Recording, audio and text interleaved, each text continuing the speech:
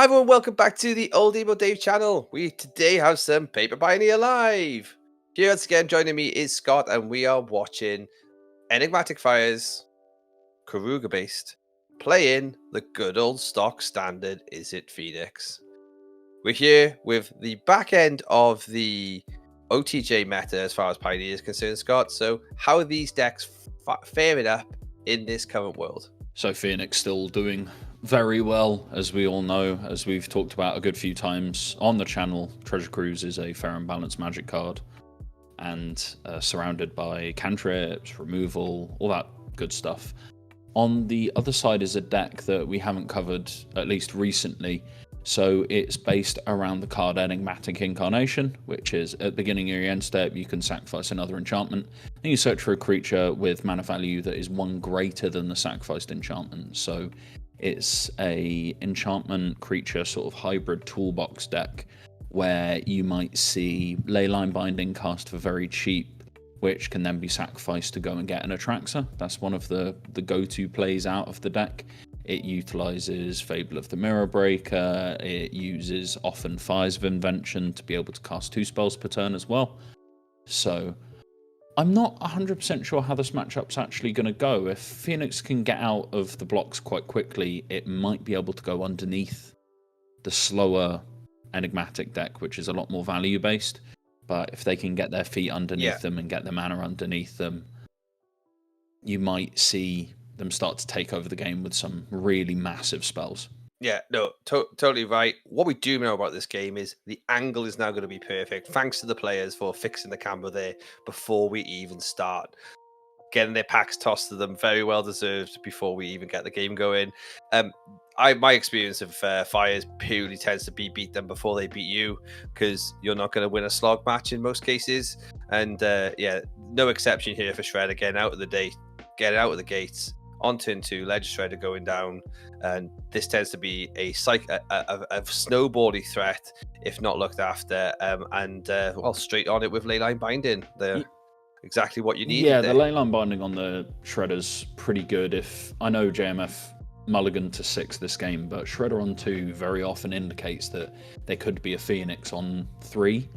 So Picklock Prankster taking another Picklock Prankster, so that's an acknowledgement of the fact that this game can go long, and a lot of the time it can just be removal spells flying out from one side and not a lot flying out from the other. Yeah, no need for taking the Lightning Axe. There won't be many threats for many turns on this board.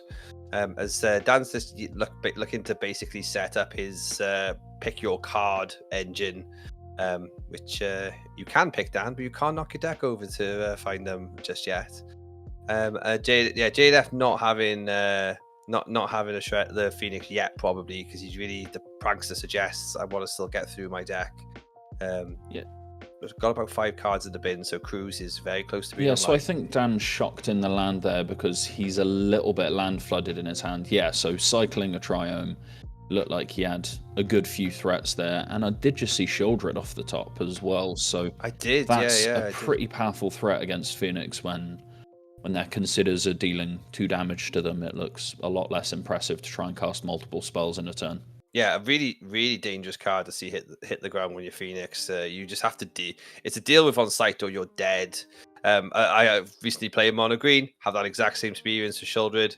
I'm happy. I'm always trying to storm off, draw loads of cards, but then Shieldred's going to kill me for like 20 odd. I got to get it off the field. Yeah, so JMF starting to do the Phoenix thing, cantripping, I think looking for the 3rd land there. So no Phoenixes in bin, I don't believe.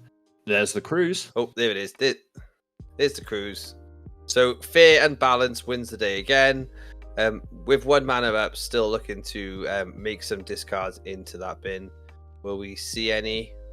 Yeah, so Dan's taking this game really patiently. He had a Shieldred in hand by the looks, but just taking it slow, cycling his lands, making sure he can get his mana underneath him. He knows that JMF's stumbled a little bit. He's not going to be under a huge amount of pressure. So it looks like there is an Enigmatic in hand as well. So I don't know if he's not playing up the Enigmatic to potentially play around a Spell Pierce. We might be going for it here. And there is the Spell Pierce. You write it like a perfect book, my friend. I've lost to JMF enough times to know how he plays. Yeah, and JMF from the classic school of Magic players, setup and game management, and this is the deck that really fits into the wheelhouse. Dan has played, I think, here that line of I'll try and resolve my enigmatic, but my shoulder will do, and that is what you're likely to see on the next turn now with the additional mana up. You don't tend to see creature counter spells in Phoenix, but now that he's likely to have that additional mana to just sort of like ward around like a make disappear or something, he's gonna probably jam that here. Or did I just see a Fable? Yeah, Fable. So the Fable was like, I think, pretty much off the top. So a straight lightning axe to destroy that. That actually played into Phoenix's ideal outcome, I think, more than anything. But it does, again, open up a shouldered line at some point when this gets a bit scary. Yeah, he was also playing around another spell pierce, and knowing that JMF was likely to have to use the removal spell on the Goblin Shaman, having to use a lightning axe is really relevant. It stands setting up for the Shieldred to stick and really stick. Mm. Yeah, because we've seen 2 in the bin now, totally. So there is spell pierces potentially, but a lot less likely to be lightning axes going forward. But another cruise, another refill. The Phoenixes are going to be hitting the board shortly. Oh, it's funny how cruise for 3 mana still feels okay in this situation. I know, right? I know. But interestingly, a bit of a whiff, like with 2 mana up and being on 1 spell already. Still did manage to get the Phoenixes back, so just to pick Lock Prankster and say go. Yeah, I think we are starting to approach the point in this game where Dan has done what I said pre-game. He's got his mana underneath him. He's starting to really get control of this now. He's got Touch the Spirit Realm. He's got a Bone Crusher Giant. He's got the Shieldred that's just been played. It's really... This should be a locked up game, but obviously the power of Treasure Cruise drawing 6 cards for JMF before the Shieldred was able to come down. He's still got a chance here to get 2 Phoenixes back and potentially race the Shieldred. Hope you're enjoying the video, and if you are here, please subscribe at this point. It really, really helps the channel and helps us make more videos. What would you ban in the meta at the moment to make it better? Leave a comment down below. And the best codes, we'll probably give a Magic Online code to. Gonna go back to the action. More Bloomberg action coming later this week. But once again, thank you for watching and being here with us. Yeah, so you just... JMS gone here from being in in sort of like a tempo game state, and like probably needed to very, very quickly here revert to aggro game state. Because, yeah, absolutely. Lightning Axe is... being cast on the shoulder, so that's double fire. Oh, it's double fiery tempo. Okay, yeah. Has that? I think Dan is considering flicking the Shieldred in response to the second Fiery Impulse with Touch the Spirit Realm. Right, I see. Yeah, that's true. He's decided the 3 mana Oblivion Ring style effect for one of these Phoenixes is worth it, though, as JMF has used up a lot of his resources to deal with just the Shieldred. And as we know, there's the Elesh Norn, there's a Bone Crusher Giant, there's a Kenrith in hand as well by the looks. There's still quite a lot of gas on the table for Dan to use. I think it is a case of, like you say, yeah, I'll take your 6, but I'll drop a 7/7 lifelinker shortly, so I'll be okay as we go take it down to 9. Casting Elesh Norn? Yeah, Elesh Norn. This does a lot for the triggers, importantly, isn't it? Like Dan's triggers will go off twice, which will really help him get a bit of gas into play.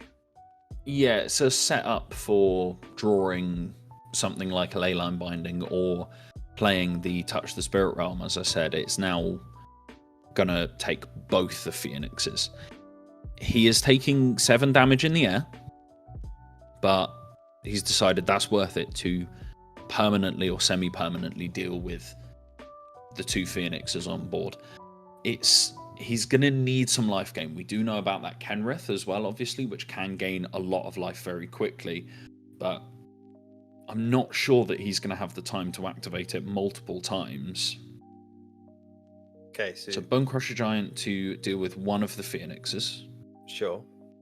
So that's a case of padding his life total a little bit. He knows the Touch the Spirit Realm can take two things, but taking a Picklock, taking the Phoenix, that is fine. That is doing enough to slow JMF down and deal with the current situation on the board. Oh, we do see the Reflection dealt with as well. So, yeah, these cruisers are giving JMF a lot of cards. He's still going. He's doing well. He's doing really, really well. I think that was a Leyline Binding off the top as well. Wow. To go with the Elishnorn here. So we'll see double Leyline into Enigmatic and then double searches. Well, so it wouldn't be a double search, it would just be a double enter the battlefield on whatever Dan decided to get. So I think Dan was deciding there whether to get the Kenrith down and cast a Leyline Binding, or cast the Touch the Spirit Realm and leave up the Leyline Binding in hand. He's decided to leave up the Leyline Binding and go the more defensive route and hope that JMF doesn't have a really good sequence where he's able to get multiple Phoenixes out, maybe play a land and get in with the whole of the Storm Giants, maybe, like things like that. There's a surprising amount of threats on JMF's side of the board, and call me clairvoyant because I seem to be predicting this pretty well at the minute. You're not doing too well, not doing too badly, and got to like call out like that has really been perfecting this deck, and it really does pay off in Pioneer to be like a bit of a deck expert in these type of decks, because you can like dodge and weave around the meta accordingly.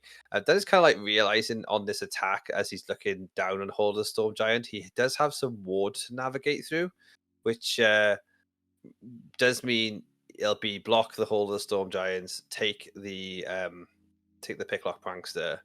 Yeah, so Leyline Binding is also a non-land permanent, so I think that's probably part of the reason why JMF went for the Hall of the Storm Giants line, was if he correctly predicts that Dan has picked up a Leyline Binding and it's going with that Elishnorn, playing out something like a Ledger Shredder or that other Picklock Prankster that we see would basically just give Dan free reign to wipe his board and not have anything to deal with.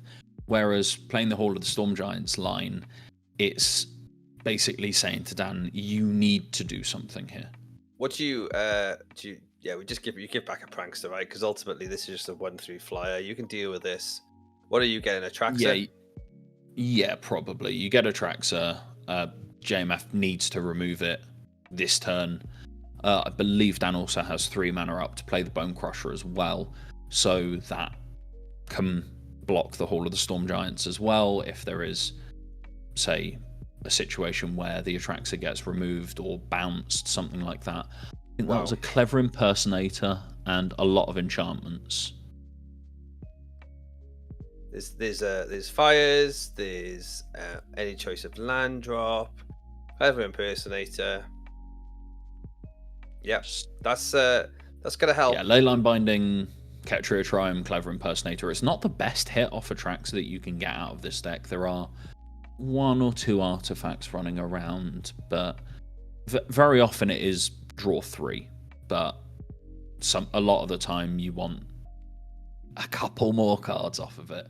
So Hall of the Storm Giants has to crack in. It does deal with this Atraxa, but it then pads Dan's life total. So if he is playing multiple Atraxas, we might see the other Leyline Binding sacrificed to go and get another Atraxa. And we do see another Hall of the Storm Giants from JMF, so he is still in this. He's really keeping up with what is a pretty ridiculous amount of value out of the Enigmatic deck. Yeah, I feel like Dan can spew a lot of things onto it. That's a Krenko Buzz Crusher, which will crush the Hall of the Storm Giant's dreams, because you don't even have to target it, so therefore the ward is non-existent.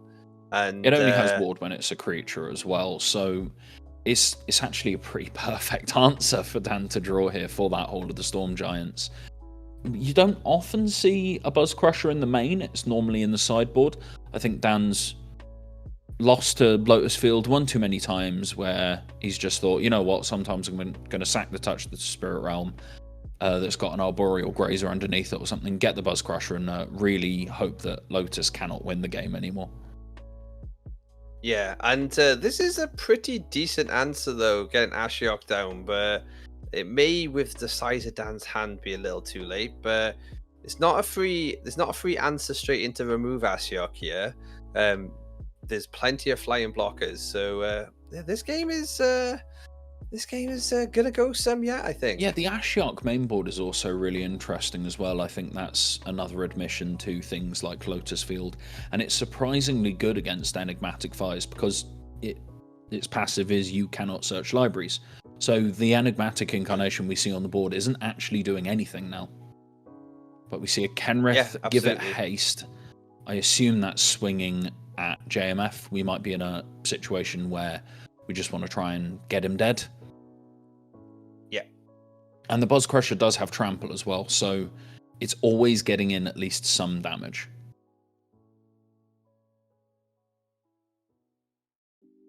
So we're fully tapping now. There's no secret little extras coming from Kenrith here. JMF's hand is one card? Yeah, one card. Yeah, I believe so. So we might finally be in the situation here where JMF is starting to lose the game and finally run out of gas despite casting, I think, 3 treasure cruises over the course of the game. Yeah, so that's game 1. There you go. That was a surprisingly resilient performance out of the Phoenix deck. I know a deck comprised almost entirely of removal and cantrips and very efficient threats is going to keep up a lot, but we really saw the power of Treasure Cruise in that matchup where Enigmatic did pretty much everything it wanted to do, and at times it still felt like Dan was one bad draw away from losing the game. We're about to go to game 2. We're going to talk to you a little bit about the people who support the channel. Thanks for being here, first of all, because you're the main supporters. So if you like and subscribe, it is a hell of a lot for us here and pushes the videos out to more people. Other than that, though, you can save yourself some money if you want to buy a storage for your bulk cards.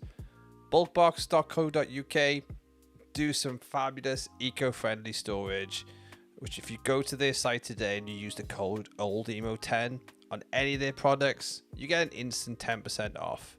It's free delivery, and we can't recommend these more highly. We use them in our LGS, we use them in our home. I'd go pick one up today if you've got a set of cards that you're keeping as your bulk for switching in and out of decks when you're changing through your standard Pioneer Modern seasons. As well as that, we are filming all these at Firestorm Games in Cardiff. You can join us for games 3 days a week, Tuesday, Thursday, Friday. We have stuff going on. But the link in the description is to their web store, where you will be able to buy anything from that link. You will be kicking back to the channel a couple of quid on every purchase. So appreciate that if you do that for anything that includes Warhammer paint or brushes. Pop along, support the channel, do your next pre-order for Duskmourn. I know Boombarrow's just come out, but Duskmourn's there, and it'll really help us out. So as we go into game 2, Kruger did great. Can Phoenix respond? Well, it's got Treasure Cruise. It's always got options. Let's get back to the action. Yeah, it's always very interesting how Phoenix builds can definitely need to adjust when with metas. It's never just a single standard stock Phoenix sideboards, depending where the metas are. Obviously, Ashiok, a recent example of that. To come in and adjust to things like Amalia and the current metagame. But both going down to 6, opening up on just the Hall of the Storm Giants and pass. See how this one will play out. We won't see anything much more than a very similar play pattern for the first 3 or 4 turns. So there's no sudden aggro plan as far as we know for both these players. JMF will just set themselves up for the big turn. Oh, we do see a Drake though. And Dan will be ready to set up, react, and play back from about turn 3 or turn 4 on. Yeah, so I don't know JMF's exact list, but I know he did have Fables to bring in as well, so we might see a bit of a heavier setup here. There might be 1 or 2 Crackling Drakes and the Fables as well, so JMF prepared for the local meta. We have green white taxes, we have fires, we don't have a lot of Lotus Field locally. We have 1 mono green player and quite a few mid-range decks, and we normally have quite a lot of Rakdos Vampires as well. So this might be JMF slightly tuning, having a slightly more proficient plan out of the board for some of the matchups where he needs that value to keep going. Yeah, and you always got to remember that, don't you? When you have a solid local play group and you're following that kind of games, sideboards are not what you see online. Sideboards are not what you see like on mtgdex.net, things like that, because you have that player who's been burned by that player so many times, they're now running a random 4 of just to be able to deal with them. And, I will hold my hands up and say, as that mono green guy, the 3 Deafening Silences and 3 Stone Brains in my sideboard, make sure I never lose to Lotus Field.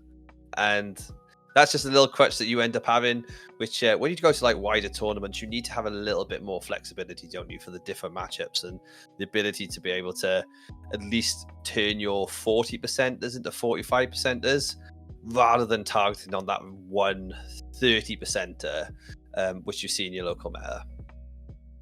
Yeah, it's the beauty of all the different levels of play in Magic that we have right now. At F&M, you will see different cards to an RCQ, to an RC, to the Pro Tour. They are different environments. They require different answers and different deck building. For example, we saw the Krenko's Buzz Crusher main board from Dan. Yeah, and Dan has definitely buzz crushed my dreams into many Nykthoses over the last couple of weeks on my deck. We're set up here for Archeon of Emeria. That's interesting. It's only 1 spell a turn. It's definitely going to put the hamper in, but likely to get removed by JMF pretty easily with a life total on the Archeon, but doesn't seem set up in hand for it right now. Yeah, I think that's an admission for... It's good enough to bring in for Dan because it does require that Fiery Impulse, and as we saw last game, if JMF's able to get a couple of Fiery Impulses underneath him, he can get through things like Shieldred and Atraxa and everything like that. So Dan moving slightly more creature-based, slightly less controlling, wants to fight Phoenix on a slightly more fair axis here.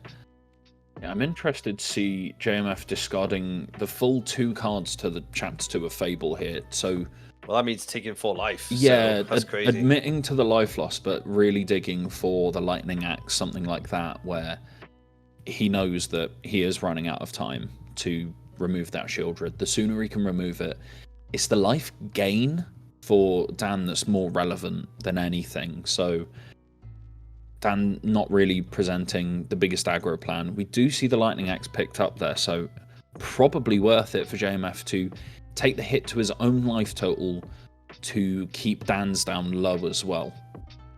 Yeah, that's for sure. Like, that shoulder long term was going to cause a lot of trouble for JMF. At the moment, we're in a race. We got they got 5 damage on board versus the 2 from the Archeon. So Dan does have plenty of responses in hand, though. Yeah, so I can see Dan's got 2 of the namesake cards. He's got Fires of Invention and Enigmatic Incarnation in hand. So playing out the Enigmatic there, maybe to bait the Spell Pierce because of how important Fires of Invention can be to get his legs underneath him, get a lot of 4 and 5 drop spells that there are in this deck out onto the board and take control of the game. No, for sure. Did give that little extra bang into the graveyard, though, that sort of acknowledgement of, oh, if that had resolved, I probably would be off to the races. But more development from JMF as Fable flips, and we should be seeing some copies soon on Making Many Treasures. There we go. So we've had the trade-off this time.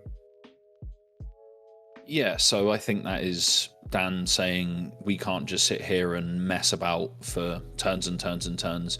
put the Phoenix in the graveyard and really put the impetus on JMF to spend his resources trying to get that Phoenix back, as opposed to just being able to treasure cruise for value and leave up things like Spell Pierce. Okie dokie, fires plus enigmatic. What are we getting? I guess the Crackling Drake's going to need dealing with, because otherwise we're copying it and swinging in for loads. I think you could maybe get Skyclave Apparition would do the job here. So you're searching for a 5-drop, and it has to be exactly 5. So okay, it can't be less, it cannot be more, it needs to be exactly 5. Normally the 5-drop options we see out of these sorts of decks are things like Elesh Norn and Kenrith. So Kenrith onto the board, it's not bad, it doesn't deal with a Crackling Drake, especially with a Reflection. So leaving up that white source there, I think representing a Leyline Binding. So JMF probably digging for a Spell Pierce here as well, so to make sure that the game can be locked up, because if he goes for the Reflection activation on the Crackling Drake, if that gets Leyline Binding in response, he's essentially Time Walked himself.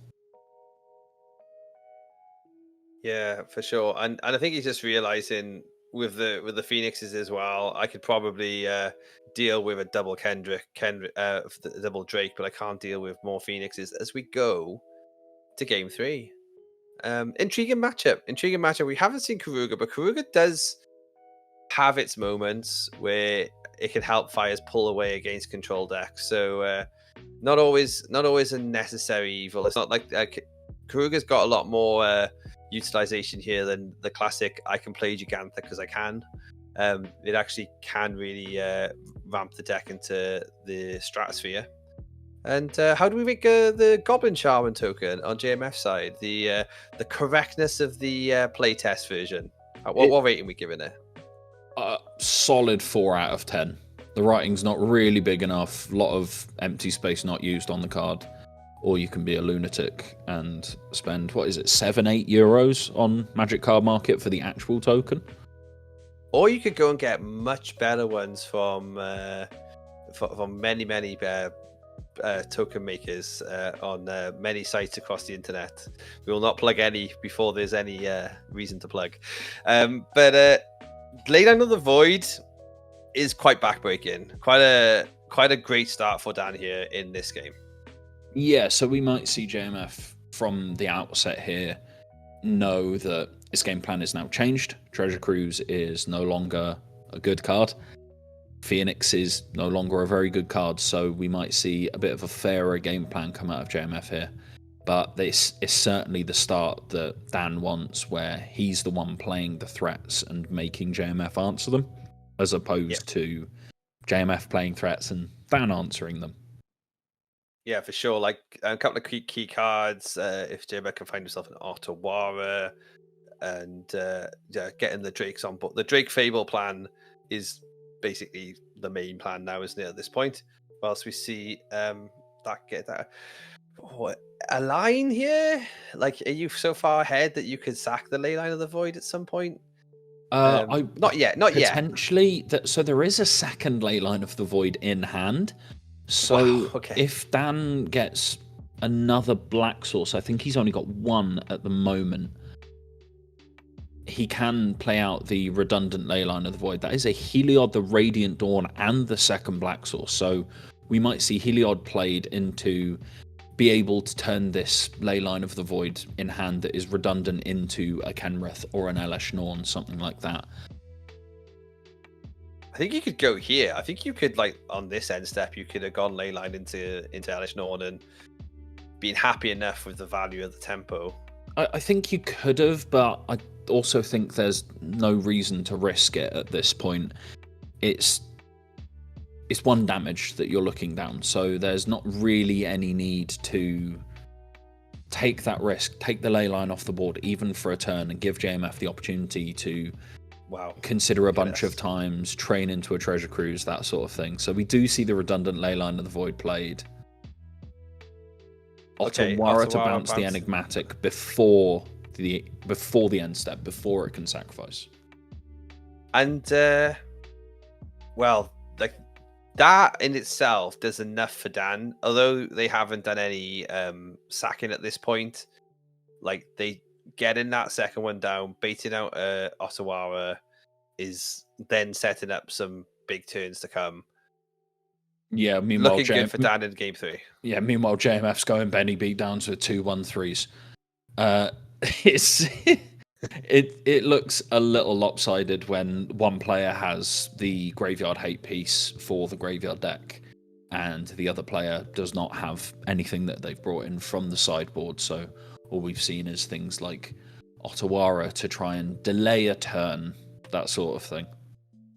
Sure. Little think, because you sort of double yourself into, I've got a double ley line, so I've got the security. Do I want to keep the security, or am I going to try hit for the win? This is the correct play. Elish Norn, big chunky body, is gonna stop a lot of. It's gonna help you get double triggers, double activations. I still think if this passes back to Dan in the stronger position as he is, he's still in the right place to probably sack the second ley line going forward and just go in for the kill. Yeah, potentially. Kenrith isn't doing the hugest amount on this board right now, but I see 1 mana being tapped, so double leyline binding on the 2 Picklock Pranksters is exactly what Dan wanted to see here. Taking the 7 off the hall, so I think banking on potentially sacking this leyline to go and get a double Atraxa trigger on the end step, have all your mana available. You're looking at the top 20 cards. The chance that you find a leyline binding, something like that, is really high. Or Krenko's Buzz Crusher to untap and deal with the Hall of the Storm Giants. So we could see just an attack with the Elish Norn. So attacking him for 8, that puts JMF down to 4. JMF has to swing with the Hall of the Storm Giants now. It probably trades with the Atraxa, if I had to guess.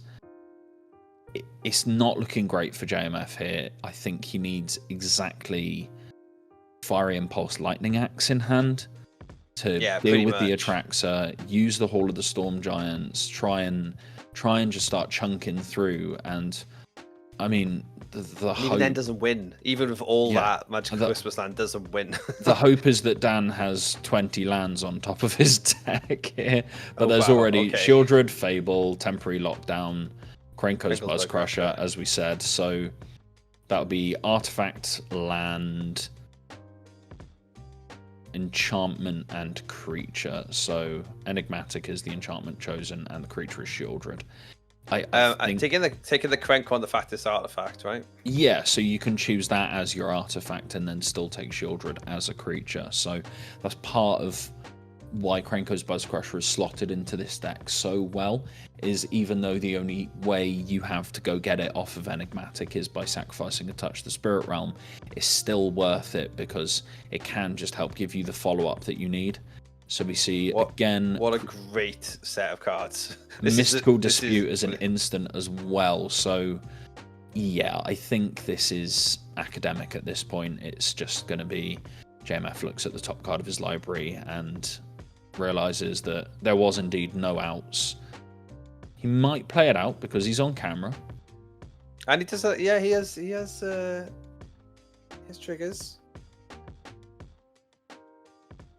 I don't know why the Otawara is not exiled, but I'm not sure it is super relevant here either way. No. I do want to remind you. There we go. Hey. Yeah. Do want to remind maintain good balls, say Jeremy. It's almost like he was listening to you from afar and heard that. Yeah, he probably heard me leaning over his shoulder and going, "Why is the Otawara not in exile, James?" Which I have done a good few times. This he's still going. It means this hand has developed, but we're right to say he won't be dead. From what we can see, there will be blocks, but figured out. Figured out. Yeah, he did have a beacon bolt to kill one of them, but it's not really enough. You can kill the Atraxa. You're still just gonna die to Elish Norn. Heliod with double leyline binding anyway, so the beacon bolt wasn't actually enough there. No, good games there though. Interesting outcomes. Two decks that aren't going anywhere. Although the community has cried out for a Treasure Cruise ban, we may see some movement in August when we're likely to see Nadu go. We might see a format refresh, but as it currently stands, this is one of the classics for the ages. For now, this time, Enigmatic coming up on top. Good job, Dan.